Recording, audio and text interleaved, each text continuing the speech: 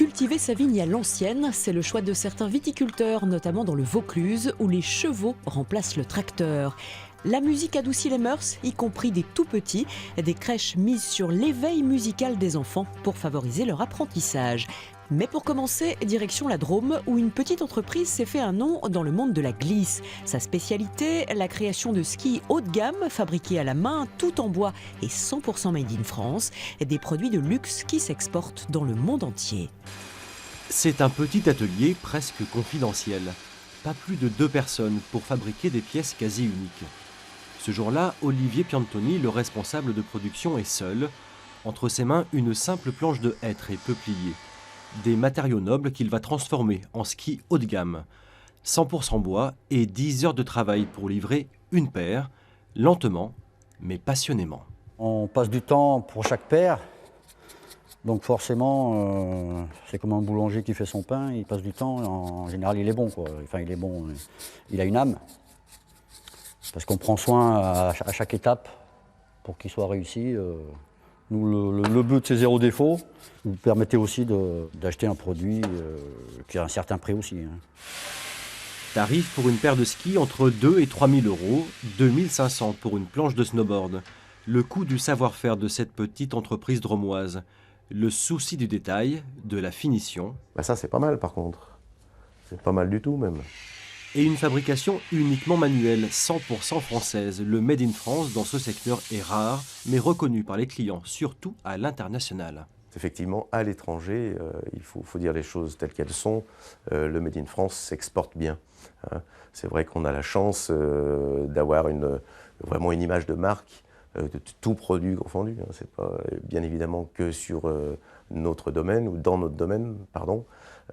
C'est vrai que c'est un réel plus pour l'exportation en tous les cas. La petite entreprise drômoise vend son savoir-faire sur les pistes enneigées de 3 continents. Au compte-gouttes, dans un marché de niche, 500 paires de skis et snowboard sont fabriquées chaque année. Ils étaient autrefois indispensables pour les travaux des champs. Aujourd'hui, les chevaux de trait reprennent du service, notamment dans les vignes. Un viticulteur du Vaucluse a décidé de troquer son tracteur contre 2 chevaux, une méthode écologique qui présente de nombreux avantages. Le cheval prend sa revanche sur les machines. Allez, Le thermomètre affiche moins 11 degrés. L'animal avance doucement mais sûrement. là, la terre ce matin est très gelée. Le cheval se débrouille quand même très bien.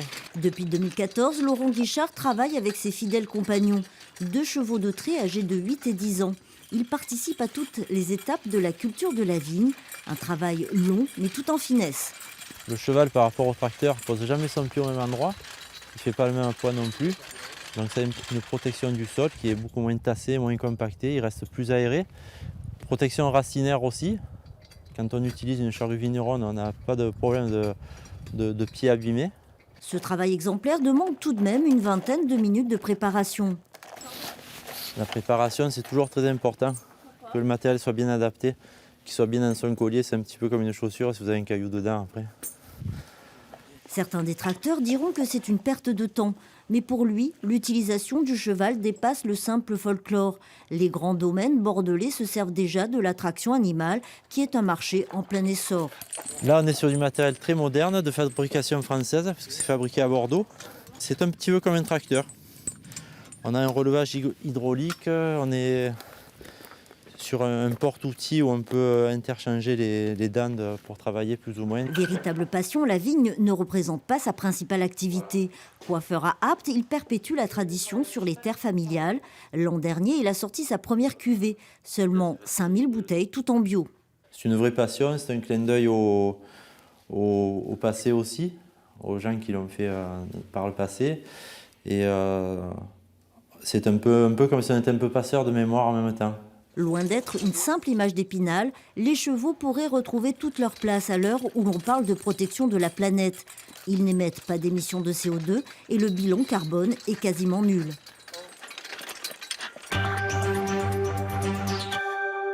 Développer l'oreille des tout-petits pour favoriser leur apprentissage du langage. C'est le projet pédagogique d'un réseau de crèches créé il y a 10 ans. La musique est au cœur de toutes les animations. C'est parti! Ils n'ont pas 3 ans et partent déjà en voyage. Leur planète, cette bulle musicale. Au mur, des zones tactiles qui produisent une 50aine de sons. Et le puma a pris une trompette et le bison a décidé aussi, lui, de jouer d'un instrument de musique. Là, c'est Ruth, musicologue, qui les stimule. Mais tout au long de la journée, les enfants sont libres d'écouter ou de danser.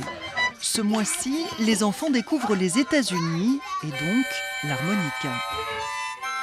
La musique est au cœur de la pédagogie de cette crèche. Sa fondatrice, Claudia Kespiaï, a voulu innover dans la prise en charge des tout-petits. L'ouïe, c'est un sens qui est central pour les acquisitions, pour la préparation aux apprentissages. Et jusqu'à présent, on a beaucoup axé sur le visuel, un peu sur le toucher, voilà, mais pas sur l'ouïe. Chantal Carassi, psycholinguiste, a mené une étude sur 50 enfants passés par cette crèche et âgés aujourd'hui de 4 à 10 ans. Quelle que soit leur classe sociale, ils ont tous un vocabulaire bien supérieur à la moyenne et c'est grâce à la musique. Il y a une mélodie de la langue, il y a un rythme de la langue. Et en fin de compte, la musique, c'est plus ou moins similaire. Donc, ce qui va faire que les enfants, eh bien, ils vont apprendre plein de choses grâce à cette musique-là. Et notamment, ça va les amener à apprendre beaucoup plus de vocabulaire et d'être beaucoup plus dans le langage. Ce concept existe dans 8 crèches d'entreprise en Île-de-France. Il devrait se multiplier et même s'exporter au Japon.